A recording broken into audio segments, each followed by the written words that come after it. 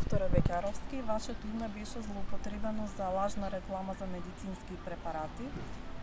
Дали тоа се случи само еднаш, дали беше само во Македонија?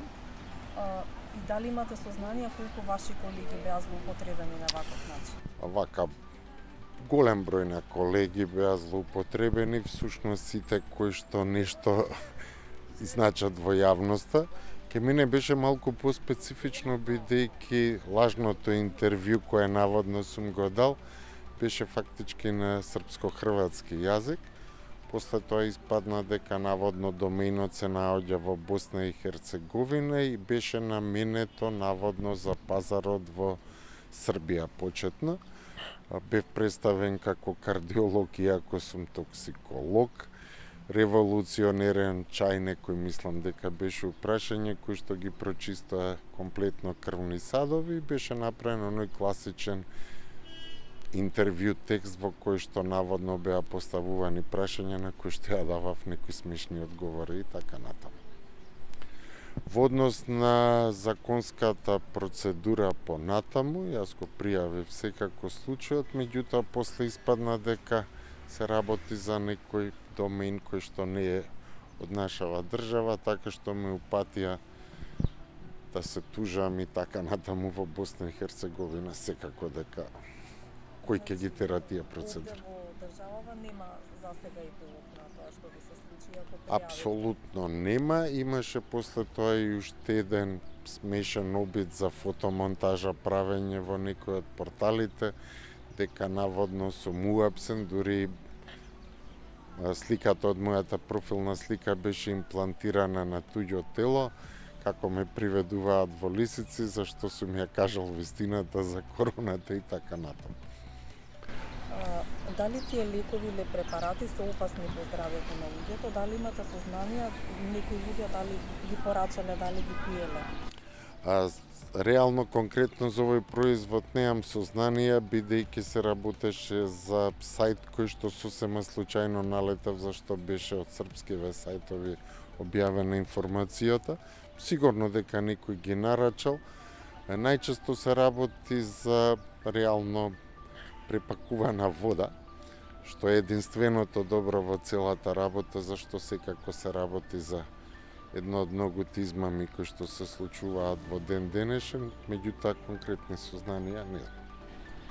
Што ќе им порачате на луѓето, како да ги препознаат овие лажни реклами, како да се заштитат од тоа? Видете вака, било кој од моите колеги, не само кај нас и во свет, за да препорача било каков суплемент или било каква суплементарна терапија, претходно треба да е убеден врз медицина базирана на докази, односно дека мора да стои позади секој тој суплемент и наука, така што ако ништо повеќе, први начинот на кој што се прават овие интервјуа, ако малку повеќе се прозадлабочат, ќе видат дека секогаш намерно се прави некој тип на грешка.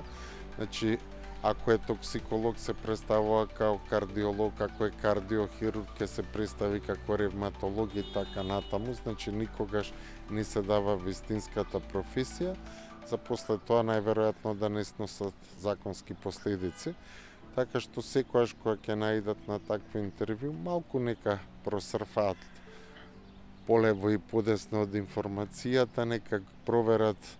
Денеска барем е лесно да се провери, има чекери на вистински информации, лажни информации, пред да нарачаат таков производ. А дали лекарската комора нешто презаде во врска со овие случаи? Апсолутно не. Апсолутно не.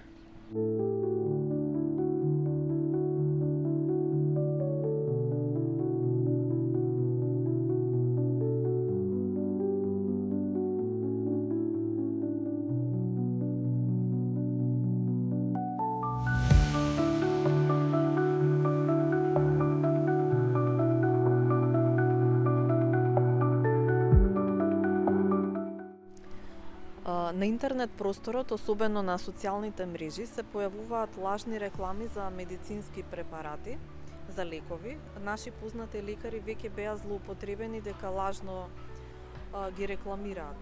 Како луѓето да ги препознаат и да се заштитат од вакви дезинформации? ако ми дозволите да се вратам чекор назад, во 30 на години на чувство кај граѓаните на неказнивост, ваквите постапки и ваквите појави за жал стануваат се повеќе секојдневие. Многу е важно, најважно е во делот на својата превентивна улога институциите да ги пресретнат појавите на злоупотреба на здравието на луѓето, злоупотреба на сето она кој што на граѓаните им значи, од причина што на крајот со ваквите случувања се губат не само човечки животи, се случуваат многу лоши работи кои што општеството го доведуваат во незавидна ситуација, во ситуација да не може да се развива правилно.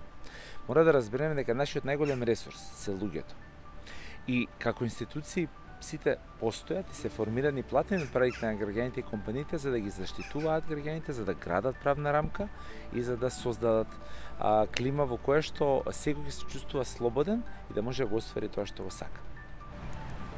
Дали овој феномен е присутен само кај нас и во регионот и како популацијата реагира на овој вид измами на социјалните мрежи?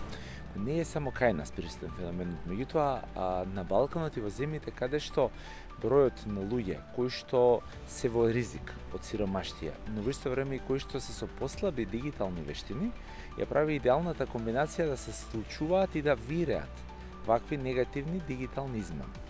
Од друга страна, кој ќе ги додадеме на ова неказнивоста, кој ќе додадеме на ова недоволното брзо справување, но во демократска процедура на институциите со оние кои што ги престапуваат или кои што прават злоупотреби, кривични и други казниви, прекршочни дела, ја добиваме комбинацијата која што кажува дека ние буквално секојдневно сведочиме на различни измами преку интернет. Инаку, со преселбата на личните податоци, со преселбата на сообраќај, со преселбата на нашите активности во интернет просторот, во изминативе 15 на години, очекувано е да и криминалот или негативните појави се пренесуваат и се селат во онлайн просторот. Меѓутоа, оно што е многу важно и не треба да биде очекувано е да не со иста мера како досега ни се случува да не растат истовремено и сајбер безбедноста и заштитата која што институциите, меѓутоа и сите надлежни во процесите треба да ја прават. Многу е важна заштитата да оди рамо до рамо, да оди паралелно со процесот на дигитализација и дигитална трансформација, но и со зголемената можност и присуство на онлайн платформите. А кој е надлежен за заштита на граѓаните од измами на социјални мрежи, каде да се обратат? Доколку се посомневаат дека таа реклама е лажна или некоја дезинформација? Две работи се клучни. Првата работа е секогаш да се пријави на провајдерот, значи социјалниот медиум или другиот провајдер каде што таа информација се добива и во исто време да се пријави до надлежните институции. Тоа може да е Дирекцијата за заштита на лични податоци ако е украдена некој личен податок. Тоа е одделот за компјутерски криминал во Министерството за внатрешни работи. Тоа е буквално секоја институција која што има надлежности да таквите нешта ги спречува во секојдневието. Значи, на пример, ако некој ви го украде матичниот број, или ако некој ви украде некоја фотографија или некој ваш податок, каде се јавуваме? Се јавуваме во Министерството за внатрешни работи. Значи, истото го правиме и тука. Едноставно, битно е да прифатиме дека сите криминали, сите прекршоци, сите негативни појави кои што се случуваат во интернет просторот се третираат исто како да се случиле според законот во секојдневниот живот. И аналогно на тоа, законот, санкцијата постојат и за нив.